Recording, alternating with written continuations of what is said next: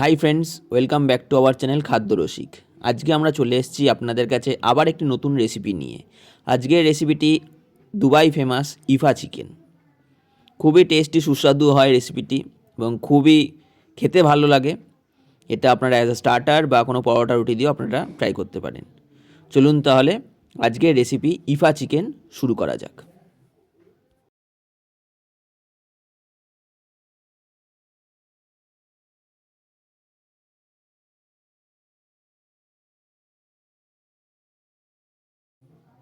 প্রথমে আমরা 1.5 ইঞ্চি মতো আদা এবং 6-7 কোয়া রসুন ভালো করে বেটে নিয়েছি। তারপর আমরা বড় বড় সাইজের পিস নিয়েছিলাম। আমরা মেনলি লেগ এবং থাইয়ের পিসই নিয়েছিলাম।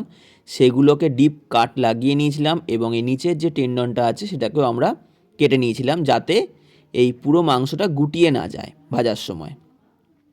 আপনারা এটা করে দেখবেন, মাংসটা গুটিয়ে যাবে না। দেখুন খুবই ডিপ কাট করেছি। আর এবং থাইয়ের পিস বা লেগের পিস নিলে এটির টেস্ট আরও সুস্বাদু হয় এবং খেতে আরও ভালো লাগে। আপনারা চাইলে সলিড পিসও করতে পারেন। দেখুন সবকটা পিসই আমরা এভাবে ডিপ কাট করে নিচ্ছি। আর পায়ের টেন্ডনটা কেটে দিচ্ছি।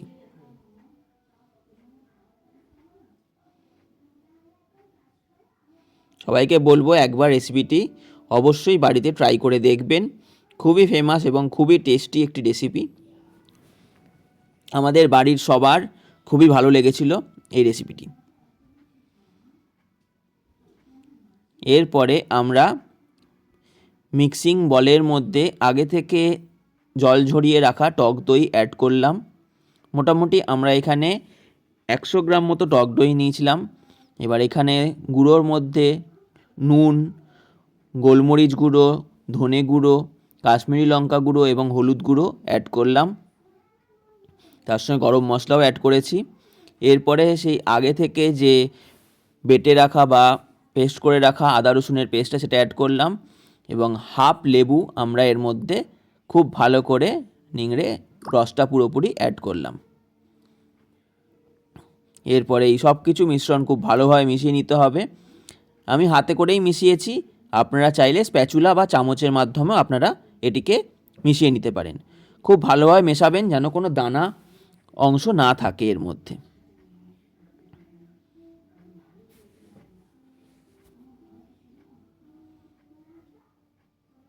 দেখুন খুব ভালোভাবে আমি এটাকে মিশিয়ে নিচ্ছি, যাতে কোনো রকমভাবেই কোনো দানা বা কোনো শক্ত অংশ না থাকে।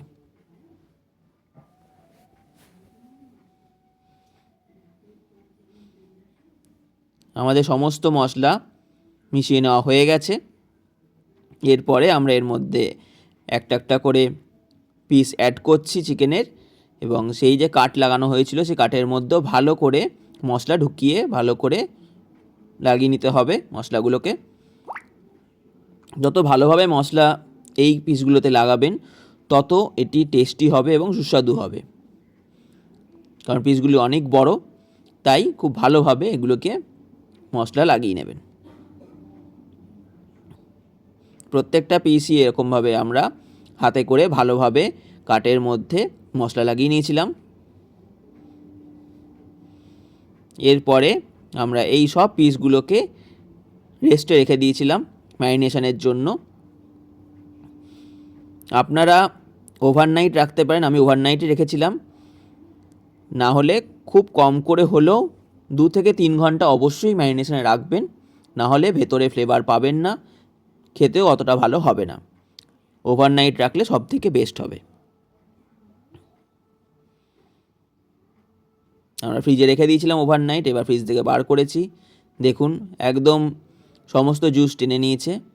এবার আমরা 3-4 কোয়া মতো রসুনের কোয়া, স্লাইস চিজ, দেখুন চিজের স্লাইস আমরা অ্যাড করেছি 3টে। তার মধ্যে 3-4 কোয়া আমরা রসুনের কলি অ্যাড করেছি। এরপর এর মধ্যে আমরা মেয়োনিজ অ্যাড করছি। এই রেসিপিটি খুবই রিচ হয়, তাই বলবো যে সাবধানে খাবেন। এবং তার মধ্যে আমুলের ফ্রেশ ক্রিম আমরা অ্যাড করেছি। আর সব থেকে মেন ইনগ্রেডিয়েন্টস হচ্ছে এই আমাদের ডিমের সাদা অংশটা। এরপরে এই সব কিছু খুব ভালো করে মিক্সিং জারে মিশিয়ে নেব। এর মধ্যে পরিমাণ মতো আমরা চিনি অ্যাড করেছি। চিনিটা আপনারা দেখে নেবেন, আপনাদের কেমন মিষ্টি লাগে সেই অনুযায়ী অ্যাড করবেন। নুন একদম অল্প পরিমাণে অ্যাড করেছি, কারণ এর মধ্যে অলরেডি চিজ এবং মেয়োনিজের মধ্যে নুন থাকে তাই। এবং যদি এর মধ্যে আপনারা দেখুন বেশি ঘন হয়ে গেছে, তখন আপনারা পরিমাণ মতো একটুখানি দুধও অ্যাড করে নেবেন। এরপর ফ্রাইং প্যানে আমরা বাটার অ্যাড করলাম এবং সঙ্গে অল্প পরিমাণে তেল। আপনারা চাইলে পুরোটা বাটারেও এটা করতে পারেন। যখন দেখবেন বাটারটা গলে গেছে, তখন হাই ফ্লেমেতে চিকেনের লেগগুলোকে খুব ভালোভাবে ফ্রাই করে নিতে হবে। অবশ্যই হাই ফ্লেমে করবেন, না হলে এর মধ্যে থেকে জল ছাড়া শুরু করবে যদি আপনারা লো ফ্লেমে করেন। তাই হাই ফ্লেমে এগুলিকে খুব ভালোভাবে ফ্রাই করে নেবেন, যাতে এগুলির মধ্যে একটু তন্দুরি ফ্লেভার আসে।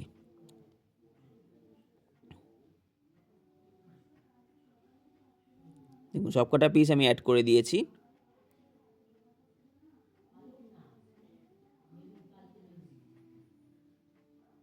এরপর ওপর থেকে আমরা ওই যে গ্রেভিগুলো ছিল এক্সট্রা, সেই গ্রেভিটা আমরা ওপর থেকে অ্যাড করে দিচ্ছি।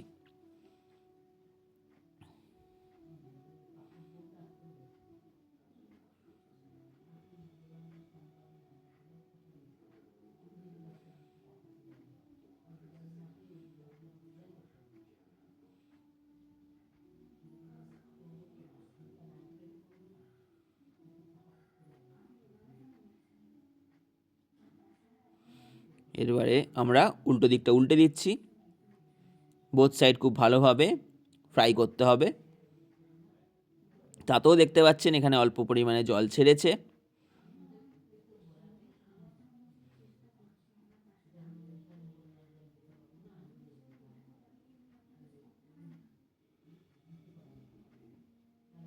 দেখুন একটু পোড়া পোড়া টেক্সচার আসছে।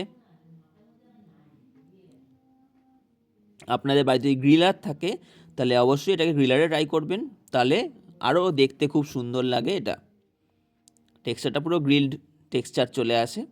আমার বাড়িতে গ্রিল ছিল না, তাই জন্য ফ্রাইং প্যানে আমরা করেছি এটা।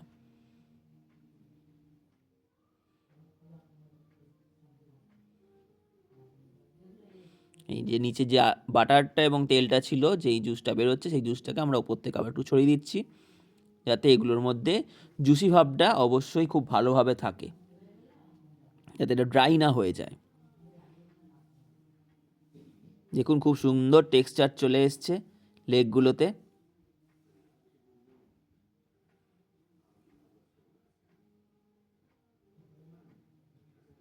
থাইয়ের অংশগুলো একটু বড় সাইজ বলে ওগুলো একটু টাইম লাগছে হতে। আপনারা অবশ্যই হাতে টাইম নিয়ে করবেন। চাপা দিয়ে দিয়ে করেছি, যাতে এটা খুব ভালোভাবে সিদ্ধও হয়ে যায়। যখন দেখবেন বোথ সাইড একটু ভালোভাবে ফ্রাই হয়ে গেছে, তখন ফ্লেমটাকে হালকা লো টু মিডিয়াম ফ্লেমে রেখে হালকা ভালো করে ভেজে নেবেন, যাতে মাংসটা সেদ্ধও হয়ে গিয়ে থাকে। দেখুন খুব ভালোভাবেই ভাজা হচ্ছে।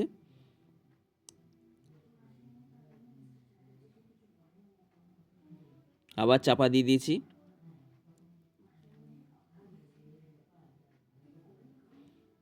দেখতেই পাচ্ছেন আমাদের চিকেন পিসগুলো খুব সুন্দরভাবে ফ্রাই হয়েছে।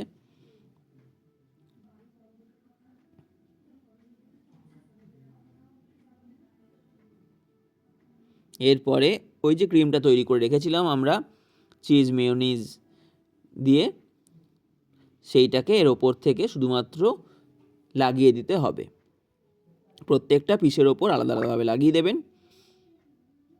রেসিপিটি খুবই সহজ, খুবই ইজি এবং খুবই টেস্টি। আপনাদের সবাইকে রিকোয়েস্ট করব আপনারা অবশ্যই বাড়িতে এটিকে ট্রাই করবেন। কমেন্টে লিখে জানাবেন আপনাদের এই রেসিপিটি কেমন লেগেছে। ভালো লাগলে অবশ্যই লাইক করবেন, সাবস্ক্রাইব করবেন চ্যানেলটিকে, এবং আরও এরকম সুন্দর সুন্দর রেসিপি যদি আপনাদের লাগে অবশ্যই কমেন্টে লিখে জানাবেন। আমরা সেই সমস্ত রেসিপি আপনাদের সামনে তুলে ধরার চেষ্টা করব। দেখতেই পাচ্ছেন কি সুন্দর লাগছে দেখতে ওপর থেকে ক্রিমগুলো দেওয়ার পর।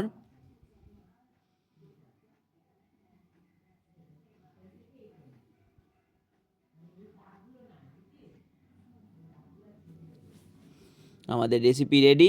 ওপর থেকে একটু ধনেপাতা দিয়ে গার্নিশিং করে দিলাম।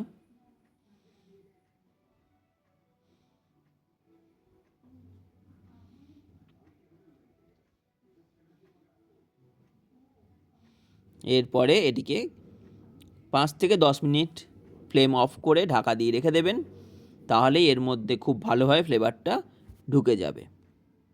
এরপরে আপনারা এই ইফা চিকেনগুলো পরোটা হোক, রুমালি রুটি হোক, যে কিছুর সঙ্গে ট্রাই করবেন বা শুধুই স্টার্টার হিসাবে আপনারা খাবেন, খুবই ভালো লাগবে খেতে এবং খুবই টেস্টি হয় এই রেসিপিটি। চলুন আপনাদের এটিকে ভালো করে দেখাই। ওপর থেকে যে বাটার এবং তেলের যে জুসটা ছিল সেটা আমরা ওপর থেকে দিয়ে দিচ্ছি গার্নিশিংয়ের জন্য।